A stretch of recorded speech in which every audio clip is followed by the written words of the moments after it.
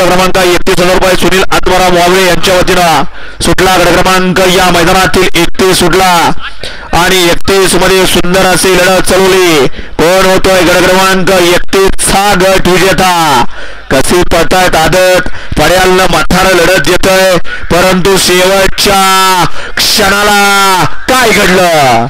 पड्याल बारकाचा अजून होता मिस्कूट नाही असा सोन्या ड्रायव्हर निंबूचा आणि आड्याल होता सोन्या ड्रायव्हर गराड्याचा. सोन्यात लढत झाली.